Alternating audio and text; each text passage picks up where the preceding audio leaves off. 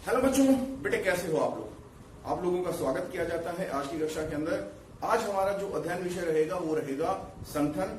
संगठन एक प्रक्रिया के तौर पर और संगठन एक संगठनात्मक ढांचे के तौर पर। हमारे जो प्रीवियस लेक्चर्स हैं उनमें हमने स्टडी किया है नियोजन क्या होता है, नियोजन की विशेषताएं क्या होती हैं, वो प्रक्रिया कौन सी होती है जिसके माध्यम से नियोजन किया जाता है या विभिन्न प्रकार की योजनाएं तैयार की जाती हैं। उसके साथ साथ विभिन्न प्रकार की योजनाओं का अर्थ भी हमने जानने का प्रयास किया है। आज हम बात करेंगे वो ढांचा, वो स्ट्रक्चर, वो मैकेनिज्म जो इस पेपर वर्क को लागू करने के लिए, इंप्लीमेंट करने के लिए एक ऐसा आधार उपलब्ध करवाने के लिए जो आधार हमें उद्देश्य प्राप्ति में सहायता प्रदान कर सके, किया जाता है, जिसे हम संगठन के नाम से जानते हैं।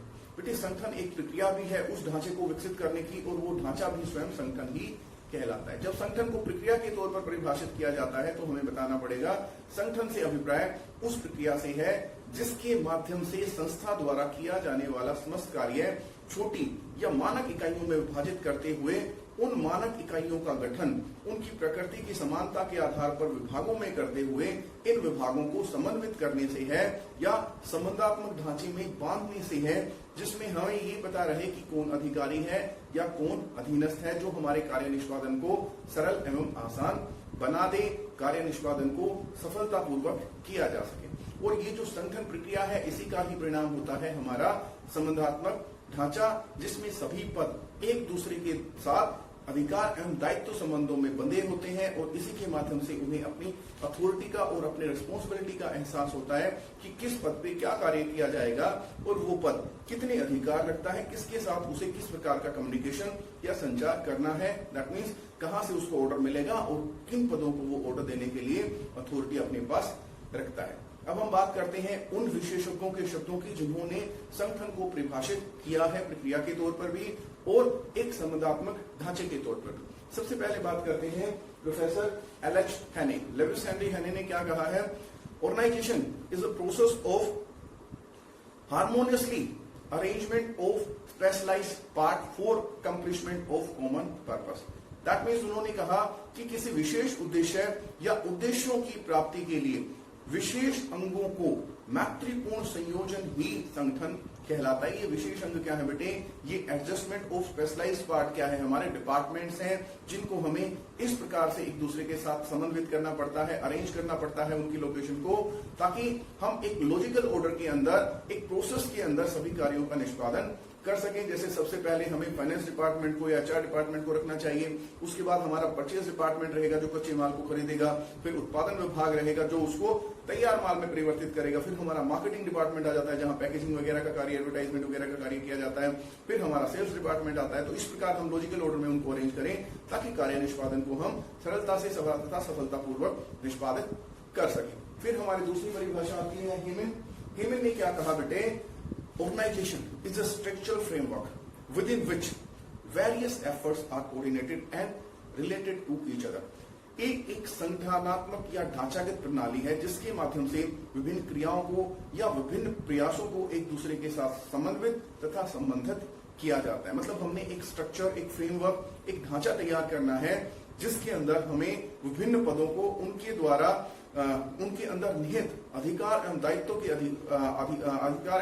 के आधार पर एक दूसरे के साथ संबंधित करना है, ताकि उनको पता रहे कम्युनिकेशन कितने प्रकार का होगा, किस डायरेक्शन में होगा, तथा हर एक पद के पास कौन से अधिकार हैं, कौन सा दायित्व है, किस पद को वो उत्तरदायी है और कौन से पद ऐसे हैं जो उन्हें आंसरेबल है या उत्तरदायी होते हैं।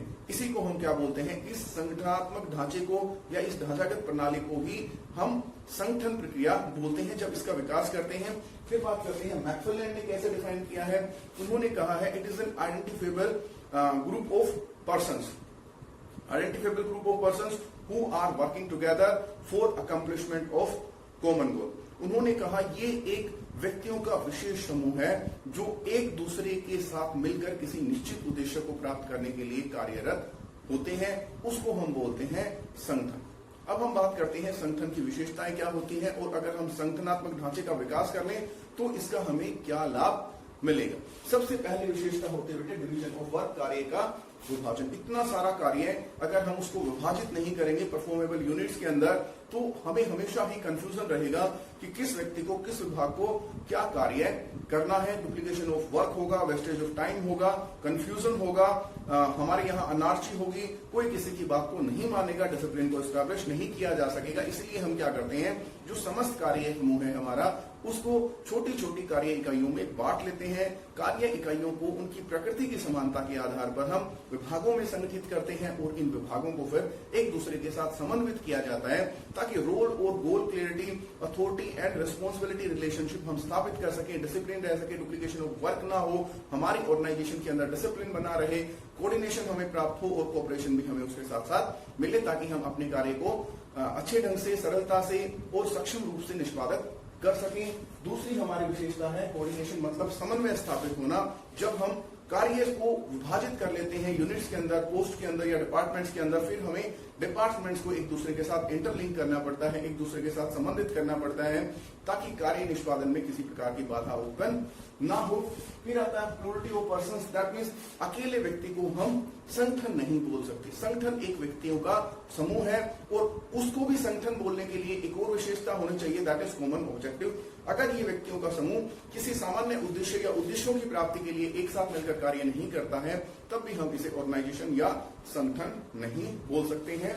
फिर आता है हमारा machine of management, that means कि वो मैकेनिज्म है, ये वो प्रणाली है, ये वो टूल है, ये वो मशीन है जो किसी प्रबंधन को अपना उद्देश्य प्राप्त करने में, दूसरे व्यक्तियों से कार्य करवाने में सहायता प्रदान करती है। अगर ये मशीन ना हो, हमारे पास ये मैकेनिज्म, ये ढांचा ना हो, तो दूसरे व्यक्तियों से कार्य करवाना, जो कि बहुत ज्यादा होते हैं आजकल तो मल्टीनेशनल कंपनीज का टाइम है, बहुत ही ज्यादा कठिन हमारे लिए हो जाएगा। तो कार्य निष्पादन को संभव बनाने वाली जो मशीन होती है, जो टूल होता है, जो मैकेनिज्म होता है, जो ढांचा होता है, उसी को हम क्या बोलते हैं, संगठन के नाम से जानते हैं।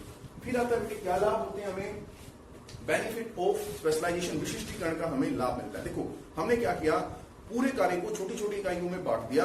अब इस छोटी इकाई को एक व्यक्ति को असाइन कर दिया जाएगा जो उस कार्य को लंबे समय तक बार बार करेगा।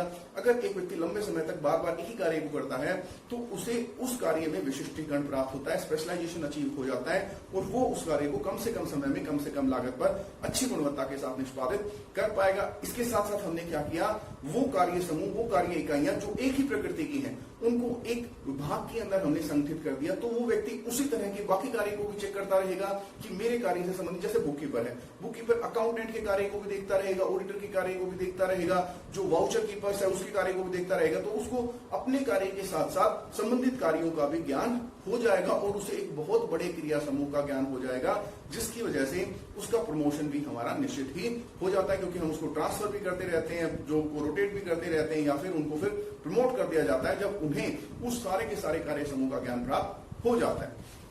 फिर हम बात करते हैं क्लैरिटी ऑफ वर्किंग रिलेशनशिप, जो भी हमारा कार्यात्मक संबंध है, मतलब अधिकार और दायित्व का संबंध है, वो हमारा क्लियर हो जाता है। हमें पता रहता है कि कौन से विभाग में किस पद के द्वारा क्या कार्य किया जाएगा। इससे कंफ्यूजन क्रिएट नहीं होता, इससे इनडिसिप्लिन क्रिएट नहीं होता, इससे रिस्पेक्ट फॉर अथॉरिटी हमारी बनी रहती है, जो हमारे कार्य निष्पादन में बहुत ही ज्यादा सहायता प्रदान करती है। फिर है ऑप्टिमल यूटिलाइजेशन ऑफ रिसोर्सेज। देखो हम वर्ष की शुरुआत में क्या करते हैं बेटे, हर एक विभाग का वर्कलोड डिसाइड कर लेते हैं, ऑब्जेक्टिव डिसाइड कर लेते हैं, चाहे वो बजट के माध्यम से करें या फिर वो नियोजन के माध्यम से करें। हमें पता है किस विभाग को कितना कार्य करना है, लास्ट ईयर उन्होंने कितना कार्य किया है, कितने संसाधनों के साथ, तो उसी के आधार पर, जैसे लास्ट ईयर उन्होंने 2 लाख यूनिट का प्रोडक्शन किया, इस साल हम उनसे 3 लाख यूनिट का प्रोडक्शन कराना चाहते हैं, तो 50% इंक्रीमेंट हुआ है वर्कलोड में, 50% इंक्रीज उनके संसाधन जो उनके पास उपलब्ध है उसके अंदर भी होना चाहिए, तभी वो अपने कार्य को उस अधिकार या उस दायित्व का निष्पादित कर पाएंगे जो उन्हें दिया गया है। तो जो भी संसाधन हमारे पास होते हैं उनका उचित तौर पर प्रयोग करने के लिए, अच्छे ढंग से प्रयोग करने के लिए हमारा संगठनात्मक ढांचा हमें सहायता प्रदान करता है। फिर बात आती है एडेप्टेशन टू चेंज। आज का जो समय है ना, वो परिवर्तन का समय है।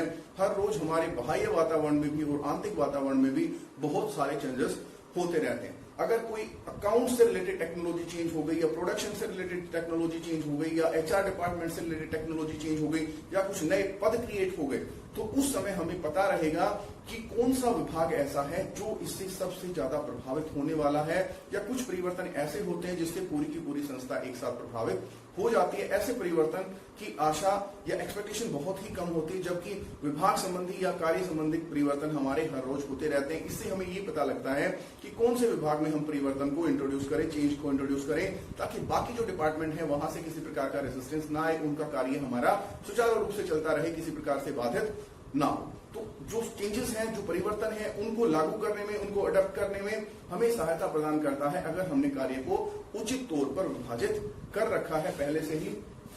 फिर है डेवलपमेंट ऑफ पर्सनल, जो हमारे कर्मचारी हैं उनके विकास में सहायता प्रदान करता है हमारा संगठनात्मक ढांचा। देखो, जो कर्मचारी होते हैं ना, उसके ज्ञान भंडार को हमें बनाए भी रखना है, उसमें वृद्धि भी करनी है। उनको धीरे धीरे जैसे वो संस्था के साथ समय बिताएंगे, संस्था को वो लोयल हो जाएंगे, उनके अधिकारों में, उनके दायित्वों में हमें वृद्धि भी करनी है, प्रमोशन भी करना है। इसमें संगठनात्मक ढांचा हमारी बहुत ज्यादा सहायता करता है। जैसा मैंने बताया, पहले हम छोटी इकाइयों में बांटते हैं कार्य को, फिर उन इकाइयों को एक विभाग के अंदर संगठित करते हैं उनकी प्रकृति की समानता के आधार पर। तो एक व्यक्ति होता है, वो वैसे ही कार्य को, बहुत सारे कार्य को लर्न कर लेता है, जिससे उसके ज्ञान भंडार में विकास होता है। फिर हम उसको प्रमोट करते हैं संस्था के साथ बनाए रखने के लिए, क्योंकि वो संस्था का सबसे ज्यादा वफादार कर्मचारी रहेगा अगर वो लंबे समय से संस्था के साथ बना रहा है। ऐसे कर्मचारी के ऊपर हमने बहुत सारा धन, बहुत सारे संसाधन खर्च किए, क्योंकि उसको ट्रेनिंग भी कराई है, उसको ट्रांसफर भी किया है, रिस्क भी लिया है उसके कार्य से संबंधित। तो ऐसे कर्मचारी का त्याग हम नहीं कर पाएंगे। उस कर्मचारी को संस्था में बनाए रखेंगे, धीरे धीरे उसके दायित्व में वृद्धि करेंगे, ताकि उसको प्रेशर बेयर करने की आदत हो जाए।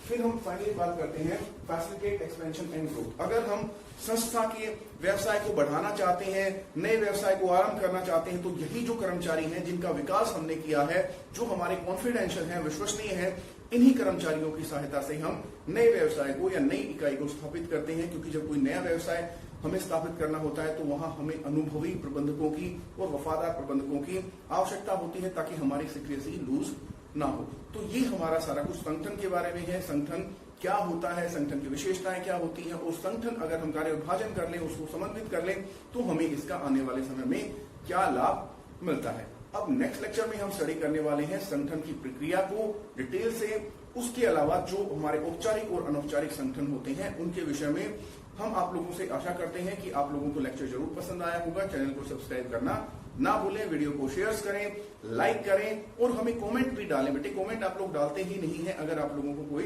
डाउट्स होता है, इसका मतलब हम यही मान के चलें कि we are perfect, but that we are not. देखिए, आप लोग हमें कमेंट डालिए, ताकि हम आने वाले लेक्चर्स में कुछ ना कुछ इंप्रूव कर पाए। इसी के साथ आप लोगों से विदा चाहेंगे, परंतु ये एक्सपेक्ट करते हैं कि आप लोग अपने निवास स्थान पर बने रहेंगे, अपने समाज की, अपने देश की सुरक्षा में अपना योगदान प्रदान करते रहेंगे।